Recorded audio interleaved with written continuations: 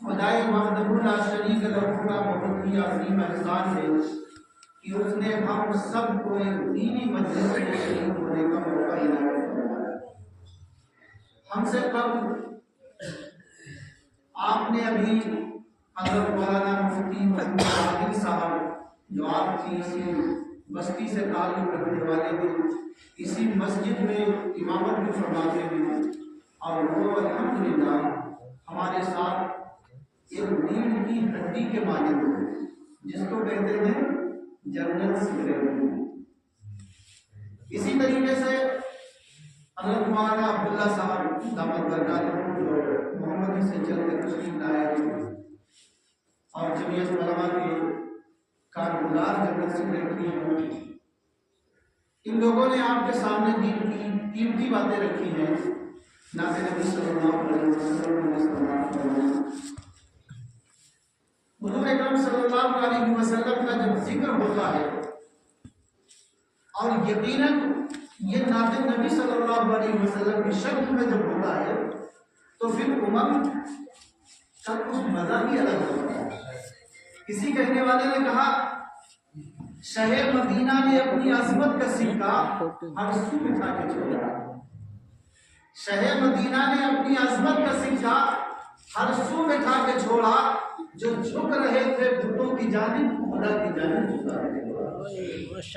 شہر مدینہ نے اپنی عظمت کا سکہ ہر سو بٹھا کے چھوڑا، جو جھک رہے تھے بتوں کی جانب خدا کی جانب جھکا کے چھوڑا۔ ابد کا کوئی دانت کوئی تمغہ بنا، ہر ایک بت کو حرم کے باہر میرے نبی نے ہٹا دیا۔ اور عمر چلے تھے یہ کر کے ارادہ کریں گے حضرت کو قتل جا کر، مگر نگاہ نبی نے آخر عمر کو کلمہ پڑھا کے چھوڑا۔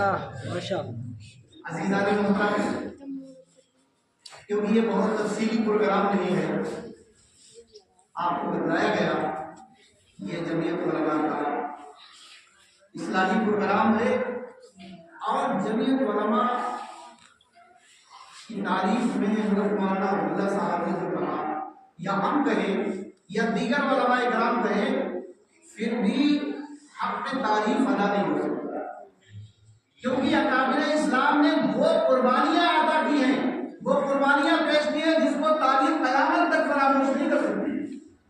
اپنی جانوں کی بازیاں لگا دی، ہر طریقے سے اس جو ہے مشن کو آگے بڑھانے کے لیے انہوں نے کوششیں کی۔ جمعیت علماء کی جو اس وقت عمارت قائم ہے، یہ 3 اہم عنصر پر عمارت قائم ہے: نظام تعلیم، نظام تبلیغ اور اصلاح معاشرہ۔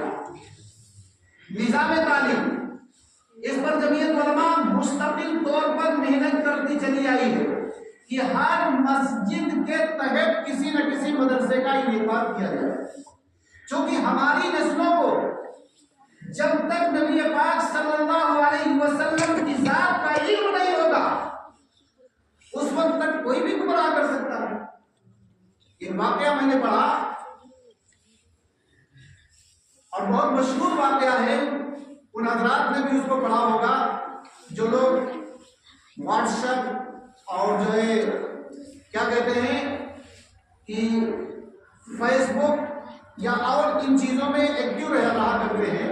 انہوں نے پڑھا ہوگا کہ ایک قادیانی لڑکی، اس کا نکاح ایک جو ہے پروفیسر جو اہل سنت والجماعت سے تعلق ہے. اصل تعریف ہماری اہل سنت والجماعت، سنتوں کی اتباع کرنے والے اور جماعت کی پیروی کرنے والے، یہ ہماری تعریف ہے اہل سنت والجماعت. پھر مکتبہ فکر میں آ جاتی ہے. بعض حضرات دوسرے مکتبہ فکر سے تعلق رکھتے ہیں، بعض حضرات جو ہے مکتبہ فکر دیوبند سے تعلق رکھتے ہیں. تو ہماری جو تعریف ہے وہ اہل سنت والجماعت.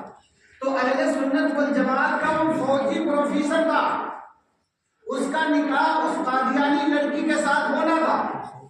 تو وہ پہلے ہی ڈرا ہوا تھا. اس نے کہا دیکھیے اگر آپ کی یہ شرط ہے کہ میں اس لڑکی کے ساتھ نکاح کر کے آپ مجھے قادیانی مذہب کی دعوت دینا شروع کر دیں تو میں اس کو قبول نہیں کرتا ہوں، میں ہرگز اس نکاح کو قبول نہیں کرتا ہوں.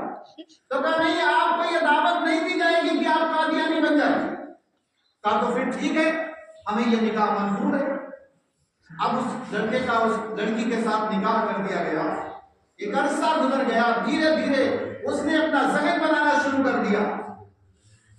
جب آپ کا شریک حیات مستقل آپ کی زندگی میں ہے، ہر دن آپ کے ذہن سازی کر رہا ہے، ذہن کو بنا رہا ہے. ایک موقع آیا، ایک پروگرام میں آپ کو لے جایا گیا، یعنی فوجی پروفیسر کو. جب یہ وہاں پہنچتے ہیں تو وہاں کے بڑے بڑے مولوی، بڑے بڑے علماء، ان کے قادیانی مذہب سے تعلق رکھنے والے سبھی لیڈران جمع ہیں، اور ان کی موجودگی میں کہا ہے کہ آپ سے یہ نہیں کہا جا رہا ہے کہ آپ قادیانی مذہب کو قبول کریں. ہرگز ہرگز ہم آپ سے یہ درخواست نہیں کر سکتے ہیں، اس کی آپ سے ہم کوئی گزارش نہیں کر سکتے ہیں. لیکن اتنا عرصہ آپ کو ہو گیا ہے، آپ نبی پاک صلی اللہ علیہ وسلم کی ذات کو سامنے رکھے اور مرزا غلام حسین قادیانی کو سامنے رکھے، اور ان دونوں لوگوں کی ذات کو سامنے رکھتے ہوئے ایک بار اللہ سے تو مشورہ کر لے، ہو سکتا ہے تمہارا اللہ اس پر کوئی تمہاری رہنمائی کر دے. ان کے ذہن میں آیا یہ بات تو بہت عجیب کی ہے کہ اللہ سے مشورہ کرنے میں کیا حرج ہے. ہم کسی مولوی سے نہیں پوچھ رہے ہیں، ہم نے کسی قادیانی مولوی کی بات نہیں مانی، لیکن ہم اپنے اللہ سے مشورہ کرتے ہیں کہ مرزا غلام حسین قادیانی اور نبی پاک صلی اللہ علیہ وسلم کی اصلیت اور حقیقت کو میں دیکھنا چاہتا ہوں. جیسے ان کے دل کے اندر یہ شک و شبہ پیدا ہوا اور انہوں نے استخارہ کیا، اور جیسے استخارہ کیا تو کیا دیکھتے ہیں کہ مرزا غلام حسین قادیانی بیٹھے ہوئے ہیں، ان کے ارد گرد حلقہ ہے اور بہت سارے لوگ جمع ہیں. ان میں کسی کہنے والے نے کہا ہے کہ محمد صلی اللہ علیہ وسلم کے بعد مرزا غلام حسین قادیانی کو نبی بنایا ہے. مان لیا انہوں نے، صبح اعلان کر دیا، کہا ہاں میں نے اللہ سے مشورہ کر لیا ہے، میں نے اللہ کی بارگاہ میں اپنی پیشی کو بیان کیا ہے، اور خود میں نے استخارہ کیا ہے، اور اس استخارے میں مرزا غلام حسین قادیانی کو نبی بنا دیا گیا ہے. انہوں نے دعوت شروع کر دی. صبح جب یہ پیغام علماء میں پہنچا تو لوگ فوراً دوڑتے ہوئے ان کے پاس گئے کہ بھائی کیا بات ہے، ایسا کیا ہو گیا ہے، آپ یہ کیوں کہہ رہے ہو؟ کہا نہیں، میں تمہاری بات مانوں یا اللہ کی مانوں؟ میں نے تو اللہ سے مشورہ کر لیا اور اللہ نے مجھے بتلا دیا کہ مرزا غلام حسین قادیانی نبی ہے، اس لیے میں نے ان کی نبوت کو مان لیا. بہت سے لوگ آئے، بہت کوششیں کی ان کو سمجھانے کی، لیکن کسی کی بات کو نہیں مانا. پھر انہوں نے اپنے گھر میں تبلیغ کو شروع کر دیا، پھر اپنے گاؤں میں تبلیغ کو شروع کیا، پھر اپنے شہر میں تبلیغ کو شروع کیا، پھر اپنے ضلع میں تبلیغ کو شروع کیا، پھر اپنے علاقے میں بلکہ دور و دراز کے اضلاع میں انہوں نے تبلیغ کو شروع کر دیا اور مرزا غلام حسین قادیانی کے دین کی دعوت کو آگے بڑھانے لگے. ایک پروگرام ایک عالم صاحب، ایک بزرگ عالم تھے، اس بستی میں تشریف لاتے ہیں تو انہوں نے بھی نام سنا، کہا یہ بڑے عالم ہیں، چلو ان سے ملاقات کریں. تو جب ملاقات کرنے کے لیے ان کے پاس گئے، کہا کہ لوگ میں بھی آپ کے پاس آ گیا ہوں، میں نے سوچا کہ آپ سے ملاقات ہو جائے. کہا ٹھیک ہے، بہت اچھا ہے، آپ کا استقبال ہے، کہیے کیا بات ہے. کہا میں تو قادیانی ہوں اور قادیانی مذہب کی دعوت دیتا ہوں. کہا اچھا،